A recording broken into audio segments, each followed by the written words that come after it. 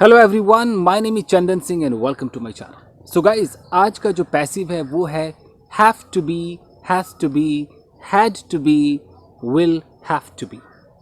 क्या होता है ये, इस पे काम करते हैं। इससे पहले मैं M2, is to, are to, was to, were to वाला पैसिव दे चुका हूँ। एनीवेज गाइस, ये जो have to be, has to be वाला जो पैसिव है गाइस, इसका एक ही मतलब है कि अगर कहीं पर कोई चीज़ ऑब्लिगेटरी है, अनिवार्य है, एक ऑब्लिगेशन है, वो आपकी ड्यूटी बन चुकी है, एक कर्तव्य आपका बन चुका है कि भैया आपको करना है, अब आपको काम बन चुका है, तो पैसिव जाने से पहले आपको एक्टिव पे काम करना होगा। अगर मैं कह देता हूँ कि भाई अब मेरे जो कर्तव्य है, मैं बता रहा हूँ कि यार मुझे ना खाना पकाना है, मुझे कपड़े धोने हैं। अब मैं हिंदी में सोच रहा हूँ कि मुझे कपड़े धोने हैं या मुझे रोज़ कपड़े धोने पड़ते हैं, हिंदी से मतलब नहीं। या तो आपको आज जो जो करना है, जो आपकी आज ड्यूटी मिली हुई है, आज आपको मार्केट जाना है, आज आपको किसी से मिलना है, चेक लेना है, आपको चेक ड्रॉ करना, मतलब ड्रॉप करना है, ये आपकी आज की हो सकती है ड्यूटी है। या हो सकता है कि आपकी कुछ ऐसे ड्यूटीज़ बने हुए हैं जो आपको हर रोज़ परफॉर्म करना है। जैसे यार मुझे ना हर रोज़ खाना पकाना पड़ता है, तो हिंदी मीडियम में क्या है, वो पढ़ता, वो ता पे आके ख़त्म होता है, पढ़ता है। जाना है तो कभी ना है पे ख़त्म होता है, कभी ता है पे। अभी कौन सीखेगा ये सब, हटाइए, साइड कीजिए। कोई रीजनल लैंग्वेज में मत जाइए। आप अंग्रेजों की तरह सोचें कि आपका एक आपकी एक ड्यूटी है, या तो आपको अभी करना है, हर हफ्ते करना है, हर रोज़ आपको करना होता है, जो भी है, ये आपकी ड्यूटी है। अब आप क्या अंग्रेजी बोलेंगे वहाँ पर? आपको वहाँ पर लगाना होगा have to. I have to, we have to, you have to, they have to, और जितने भी प्लूरल है सबके साथ have to. My friends have to, my brothers have to, my sisters have to. ये एक्टिव की बात बता रहा हूँ, अभी पैसिव पे नहीं आ रहा हूँ मैं। उसके बाद वर्ब की फर्स्ट फॉर्म लगानी होती है। जैसे यार मुझे आज खाना पकाना है, ये मेरी आज की ड्यूटी है। I have to cook food, ये मेरा कर्तव्य, मुझे करना है तो करना है।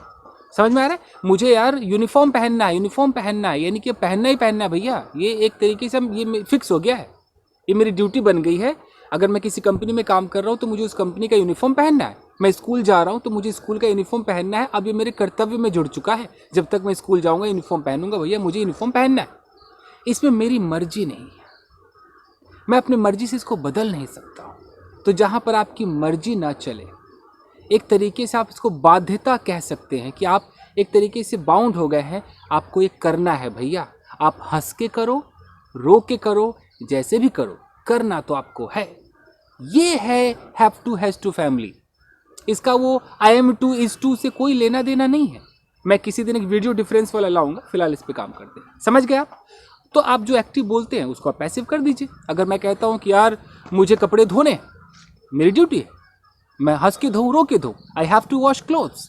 अब मैं इसका जब पैसिव करूँगा तो अब क्या हो जाएगा? अब आएगा have to be, has to be, V3। कैसे? मैं कपड़ों की तरफ इशारा करके बोलूँ ये कपड़े ना भैया अब ये धुलने हैं, तो धुलने हैं मतलब ये ड्यूटी वाली फीलिंग है। मैं एक्टिव में ना बोल करके पैसिव बोल रहा हूँ कि अब ये बिल्कुल एक किसी न किसी की ड्यूटी है, ये धुलने हैं। अब जिसके मत्थे ड्यूटी चढ़ी है भैया उसको धोना है, तो मैं उस बंदे का नाम ना लेकर के कि कौन धोने वाला है, मैं सिर्फ ये नाम ले रहा हूँ कि ये जो काम है ना, ये तो होना ही होना है, चाहे जो हो जाए। ये तो कर्तव्य मिल गया किसी को, ये किसी को ड्यूटी मिल चुकी है, तो होना ही होना है। मैं क्या बोलूँगा कि these clothes have to be washed. इसके अंदर भी अभी काम हुआ नहीं है। जैसे मैं बोलता हूँ कि these clothes are to be washed, उसमें भी काम हुआ नहीं होता है, बट उसके अंदर किसी को कोई बाध्यता नहीं है। मैं डिफरेंस लाऊंगा, अभी फिलहाल इस पे काम करते हैं। इसमें बाध्यता है, इसमें वो एक ऑब्लिगेशन है। अब वो किसी को तो काम मिला होगा ना ये कपड़े धोने का, तो मैं उस बंदे का नाम नहीं ले रहा हूँ। अगर मैं बंदे का नाम लूंगा तो मैं एक्टिव में बात करूंगा कि भाई Ram has to wash these clothes, Ram को कपड़े धोने, राम की सिरदर्दी, राम को हटाइए।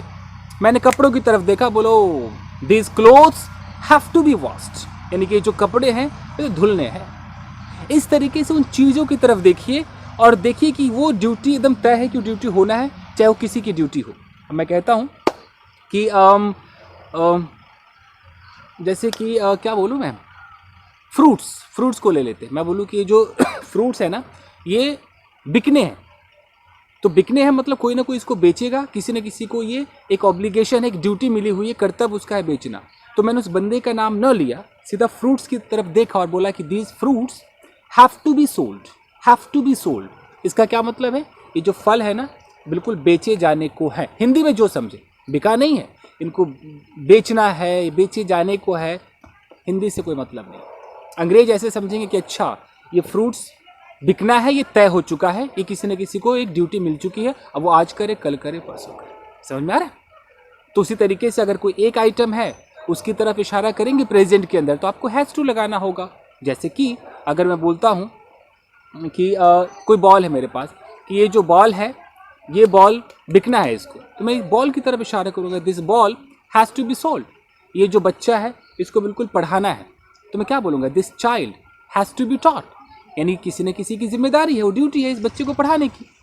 तो आप पहले एक्टिव में सोचिए और फिर आप उसका पैसिव करके देखेंगे तो आपको ड्यूटी समझ में आएगी। डायरेक्ट पैसिव करने में आपको डिफरेंस ज़्यादा नहीं दिखाई देगा आर टू बी और हैव टू बी वगैरह में, फिर भी आई होप कि आप समझ पा रहे होंगे। बहुत ज़्यादा शोर हो रहा है क्योंकि ट्रैक्टर वगैरह है आसपास। ओके, और देखते हैं और बात करते हैं। इसी को पास्ट में ले जाते हैं, तो पास्ट में ले जाएंगे तो ऑफकोर्स वो हैड टू हो जाएगा एक्टिव के अंदर, तो वो बाध्यता है पास्ट की। मैं बोलूँ कि यार कल मुझे ना खाना पकाना था, तो मैं हिंदी में क्या बोलूँगा कि सॉरी इंग्लिश में क्या बोलूँगा कि I had to cook food yesterday. अब मैं फूड की तरफ इशारा करूँ कल वाले में, मैं क्या बोलूँगा कि food had to be cooked yesterday, food had to be cooked yesterday, यानी कि कल खाना पकाया जाना था। ओके, जैसे मैं किसी चीज़ की तरफ इशारा करके बोलूँ, जैसे पत्तों की तरफ, ये पत्ते ना कल कटने थे, यानी किसी न किसी की ड्यूटी कल इसको काटने की थी, और उसने किया नहीं किया वो अलग बात है, बट ये कटने तो कल ही थे। मैं क्या बोलूँगा कि this leaves had to be cut off या had to be pruned yesterday, कल इनको प्रून होना था। इस तरीके से ये शर्ट ना भैया कल धुलना था, अब धुला नहीं। This shirt had to be washed yesterday, यानी किसी न किसी की जिम्मेदारी थी उसको धोता। मैं चाहूँ तो बाय लगा दूँ, this shirt had to be washed by me yesterday. और एक्टिव के अंदर क्या होगा कि I had to wash this shirt yesterday. अब इसमें एक और फीलिंग आती है कि मुझे धोना पड़ा, ये भी फीलिंग आती है, मुझे धोना था, ये भी फीलिंग आती है। वो पता चल जाता है एक्सप्रेशन देख करके कि क्या है, बैकग्राउंड सुन करके, स्टोरी टेलिंग सुन करके समझ में आता है। ठीक है जी, चलिए ये तो आपका पास्ट हो गया। फ्यूचर की तरफ, तो पहले एक्टिव देखिए, मैं फ्यूचर में बोलूँ कि देख भाई तुझे ना इस शर्ट को धोना पड़ेगा। अब इसमें एकदम जिम्मेदारी को और एहसास दिलाया जा रहा है कि धोना ही होगा चाहे जो हो जाए। तो एक्टिव में क्या बोलूँगा कि you will have to wash this cloth. अब इसी का मैं पैसिव कर दूँ कि दिस शर्ट, चलो शर्ट की बात करते हैं, this shirt will have to be washed by you. मैं बाय लगाऊँ ना लगाऊँ, मैं शर्ट की तरफ इशारा कर रहा हूँ कि ये शर्ट तो भैया धुलना ही पड़ेगा इसको, this shirt will have to be washed. समझ में आ रहा है? इस तरीके से तो पैसिव में थोड़ा बहुत इस्तेमाल है, बट एक्टिव में तो धड़ल्ले से इस्तेमाल होता है। You have to, I have to, yes you will have to, ऐसे करके एक्टिव के अंदर इस्तेमाल होता है। पैसिव थोड़ा सा इसमें कम इस्तेमाल होता है।